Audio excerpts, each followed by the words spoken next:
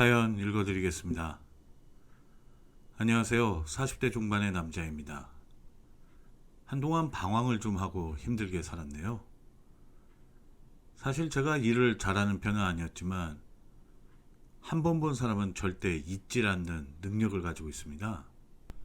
이상하게 사람 얼굴이나 특징을 잘 기억하다 보니 사장님 모시고 거래처 접대를 자주 다니게 됐고 소소한 것까지 다 기억하니까 거래처에서도 만족해했습니다. 자연히 사장님은 저를 신임하고 더욱 신뢰했죠. 하지만 부장님이 새로 오시면서 모든 게 바뀌었습니다. 사장님은 15년 가까이 호영호재하던 저를 버리고 부장님의 손을 들어주더군요. 제가 사장님한테 찍혔다는 소문이 나자마자 저한테 아부를 떨던 직원들도 안면을 싹 바꾸는데 정내미가 뚝 떨어졌습니다. 부장님의 갈굼은 더욱 심해졌고요. 그래서 참자 이러면서 회사를 다녔지만 아침에 눈을 뜨면 구토 증세가 몰려오고 머리가 띵한 것이 아무래도 출근 스트레스로 몸도 이상해진 것 같더군요. 그래서 회사에 이야기하고 퇴직금 받고 퇴사를 했습니다. 그 돈으로 사업을 했는데 그것도 말아먹고 어찌저찌 어느 중견기업 사장님 운전기사를 하게 됐습니다. 출퇴근 시간에 모셔다 드리고 약간의 심부름도 도와주는 일이라고 하더군요. 영화 기생충에서 송강호가 맡은 일을 생각하면 된다는 겁니다. 솔직히 하고 싶진 않았지만 어쩌겠어요. 먹고 살려면 해야죠. 그렇게 팔자에도 없는 운전기사 노릇을 시작했습니다. 솔직히 어렵진 않았어요. 그리고 사장님도 굉장히 예의 바르고 부당한 일을 시키는 것 없이 할 일만 끝나면 자유시간도 넉넉히 줬죠. 노동 대비 보수도 나쁘지 않았고요. 하지만 너무나 힘든 것이 하나 있었는데 사모님 성격이 정말 개판 5분 전이었습니다. 살다 이런 여자는 처음이었어요. 일단 반말로 모든 게 시작합니다. 아저씨 뭐해? 나 마트 가야 하니까 차 준비해줘. 이 정도면 양호합니다. 집으로 올 때 장 보고 와라, 애를 학교에서 데려와라, 집에 와서 쓰레기 좀 버려라 등등 가사 도우미가 해야 할 일과 제가 해야 할 일을 전혀 구분짓지 않고 일단 저만 보이면 일을 시키는 겁니다. 그리고 운전할 때 엄청 잔소리가 심했어요. 과속 방지턱을 지나다 보면 충격이 생기는 건 당연한 건데 조금만 차가 움직여도 사모님은 불같이 화를 내면서 운전 똑바로 해. 이따위로 할 거면 때려치워. 우리 집 개도 이보다 운전 잘하겠다. 그런 말을 들 때마다 차를 세우고 사모님 뺨을 후려치고 싶었지만 더 이상 물러날 데도 없고 아이와 아내 사진 보면서 화를 삭히는 수밖에 없었죠. 소문 듣자니 1년에 3번까지 운전기사가 바뀐 적이 있다고 하는 겁니다. 얼마나 사모님 성격이 개판이면 사람이 저렇게 자주 바뀔까 한심하더군요. 그렇다고 사장님에게 일일이 일러 바칠 수도 없고 그냥 꾹 참고 월급이나 꼬박꼬박 받다가 눈치 봐서 관둬야겠다는 생각만 하고 있었죠. 별다른 일 없으면 집에서 사모님 마트 가시는 거나 혹은 골프 치시는 곳까지 모셔다 드리면 오전 업무는 끝나거든요. 그런데 사모님의 특별한 요청이 없으면 오전엔 차 안에 누워서 낮잠도 잘 수 있었습니다. 그날도 사모님이 별다른 말씀이 없어서 차 안에 누워서 잠시 낮잠을 자고 있는데 사장님에게 전화가 왔습니다. 중요한 파일을 안방에 두고 왔으니 가져다 달라는 내용이었죠. 오늘은 사모님도 여행 가고 가사 도우미 아줌마도 몸이 안 좋다고 해서 집에 아무도 없을 테니 비밀번호 입력하고 들어가면서 현관 비밀번호도 알려주시더군요. 이런 잔심부름이 좀 귀찮긴 했지만 그래도 해야 하는 업무라서 현관 비밀번호를 누르고 집 안으로 들어갔습니다. 그리고 안방으로 들어가려고 하는데 안방에서 사모님의 간드러지는 웃음소리가 들리는 거예요. 이상하다. 여행 가신다고 했는데 TV를 안 끄셨나? 했는데 아무리 봐도 사모님 목소리에 누군가랑 대화를 나누는 목소리였습니다. 처음엔 통화를 하시나 보다 생각하고 통화 끝날 때까지 기다렸다가 말씀드리고 안방으로 들어가야겠다는 생각에 안방 앞에서 기다리고 있었죠. 근데 통화가 아니라 웬 남자랑 안방 안에서 도란도란 대화를 나누고 있더군요. 근데 그 대화 내용이 너무나도 노골적이라서 깜짝 놀랐습니다. 누가 들어도 연인이 나누는 대화였거든요. 저도 모르게 휴대폰 녹음기를 켜뒀죠. 예전 회사 부장님에게 엄청 갈굼당해서 증거로 쓰려고 무슨 말만 하면 녹음하는 게 버릇이 됐거든요. 그리고는 얼른 밖으로 나왔습니다. 말 그대로 불륜의 목소리를 제대로 녹음해 둔 거죠. 이제 어떻게 해야 하나 고민을 하고 있는데 한 20여 분 있으니까 웬 젊은 남자가 사장님 댁에서 나오는 겁니다. 차 안에서부터라 얼굴 전체를 정확히 보지 못했지만 나중에 만나면 얼굴이 기억날 정도로 볼 수는 있었습니다. 그리고는 다시 아무것도 모르는 척 사장님 댁으로 들어갔죠. 사모님은 왜 왔냐는 표정으로 거실에 앉아서 TV를 보고 있더군요. 그래서 자초지종 이야기하고 사장님이 말씀해 주신 파일을 받을 수 없겠냐고 부탁드리니까 무슨 개벽 따고 던져주듯 안방에서 USB를 찾아서 던져주는 겁니다. 순간 욱했지만 일단 참았습니다. 그리고 며칠 후에 회사에 들렸다가 사무실 구석에 어디서 많이 본 젊은 남자가 일하는 모습이 보이는 거예요. 바로 사장님 댁 안방에서 봤던 젊은 남자였죠.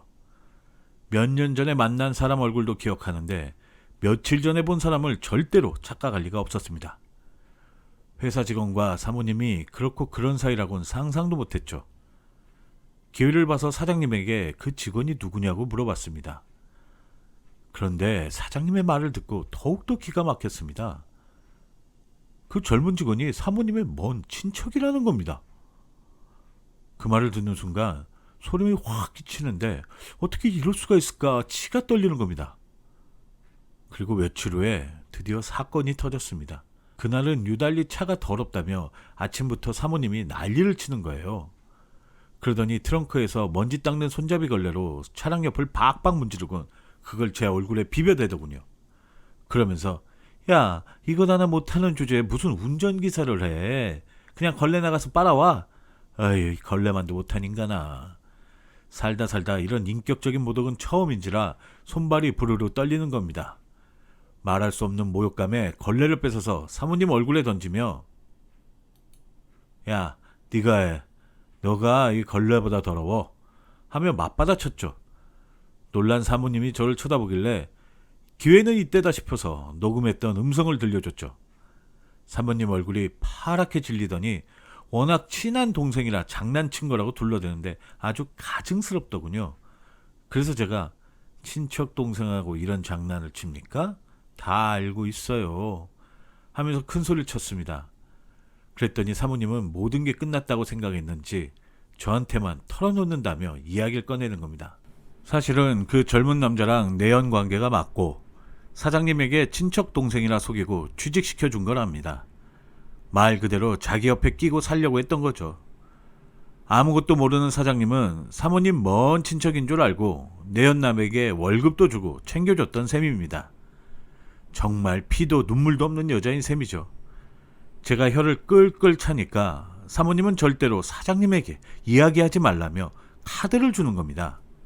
500만 원 매달 넣어둘 테니까 이거 받고 사고 싶은 거 쓰고 싶은 거 마음대로 써요. 대신 그 오디오 파일만 녹음한 파일만 넘겨줘요. 어때? 괜찮은 조건이죠? 그쵸? 순간 흔들리더군요. 매달 500만 원이 생기는 카드라니 솔직히 이만한 조건이 어디 있겠습니까? 하지만 녹음 파일을 건네고 사모님이 매달 500만 원을 입금 안 해주면 말짱 도루묵이잖아요. 그래서 좀 생각해 보겠다고 하곤 일단 그날은 마무리했죠. 집에 와서 아내에게 자초지종은 전혀 설명 안 해주고 매달 500만 원 생기면 어떻게 할 거냐고 물었더니 아내는 상상만 해도 기분 좋다며 호들갑을 떨더군요. 그러면서 아내는 그런 질문을 왜 하냐는 겁니다. 그냥 그런 일이 있다면서 저 혼자 계획을 세워봤죠. 제가 무슨 협박범도 아니고 이런 걸로 팔자를 고치려는 양아치도 아닌데 괜히 이런 사건을 목격해서 한 집안을 풍비박살내는 것은 아닌가 양심에 찔리기도 했습니다. 그리고 다음날 사모님이 만나자고 해서 만났더니 저에게 500만 원을 건네며 일단 이걸로 입을 다물어 달라는 겁니다. 망설여지더군요. 그랬더니 이 돈으로 만족 못하냐며 500만 원을 더 얹어주는 겁니다. 그러면서 매달 1,000만 원이야. 녹음 파일 하나에 매달 1,000만 원이면 괜찮은 거 아니야? 솔직히 마음이 안 움직이면 사람이 아니죠. 그래서 매달 500 받는 대신 인간적으로 대해주는 조건으로 합의를 받습니다. 이젠 사람이 좀 되려나 했는데 사모님은 그 이후로 아예 대놓고 그 젊은 남자랑 놀러 다니더군요. 심지어 저보고 운전하라 해놓고 그 젊은 직원이랑 골프 치러 가고 야외 놀러 다니고 아주 가관이었습니다. 어차피 제가 사장님에게 이야기를 안 하기로 약속했으니까 대놓고 바람을 즐기는 겁니다. 기가 차고 어이가 없더군요. 이래서 세상은 야가 빠진 사람이 더 잘 사나 봅니다. 이렇게 될 줄 알았으면 차라리 돈을 더 받을 걸 그랬나 억울하기까지 하더라고요. 그래서 사모님에게 한마디 했죠. 제가 아무리 이야기 안 하기로 약속했지만 이렇게 대놓고 행동하는 건 너무한 것 아닌가요? 그랬더니 사모님이 하는 말이 우리 약속하지 않았어?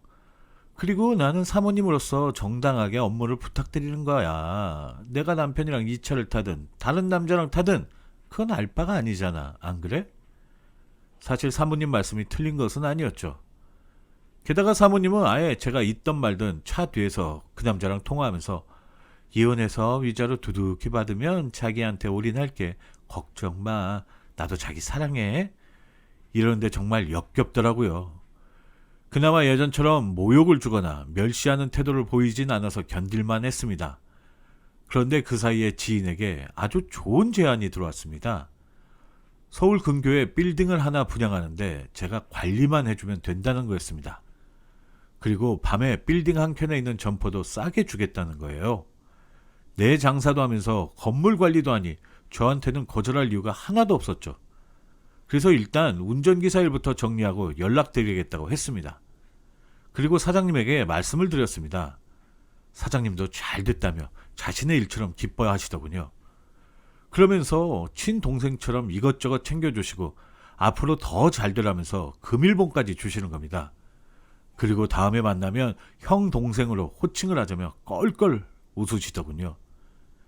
이렇게 착하고 남을 배려하는 분이 왜 여자를 잘못 만났는지 너무 안쓰러운 거예요. 하지만 저는 사모님하고 약속을 했거든요. 절대로 제가 녹음 파일을 공개하지 않기로요. 그리고 괜히 남의 가정사에 끼어들고 싶진 않았습니다. 그런데 사장님을 생각하면 아예 모른 척 할 수는 없겠더군요. 퇴사하기 전날 밤 정말 고민을 했습니다. 그래서 도저히 안 되겠다 싶어서 사모님에게 받은 2,000만 원 도로 송금해주고 바로 사장님한테 녹음 파일을 공개해버렸죠. 그렇게 하지 않으면 양심에 찔려서 못 살겠더라고요. 그 사장님은 이혼했고요. 사모님은 저 찾아서 어떻게 하겠다고 난리치고 다닌다는데 무서울 거 하나 없습니다. 오히려 저는 요즘 장사가 잘 돼서 아주 신납니다. 포장마차 하는데 손님이 점점 늘어서 살만 납니다. 다시 성공하면 떳떳하게 사장님을 찾아뵈러 갈 생각입니다. 그때 운전기사와 사장 관계가 아닌 형 동생으로 소주 한잔 하고 싶네요. 저의 긴 글을 이해해 주시고 들어주셔서 진심으로 감사합니다.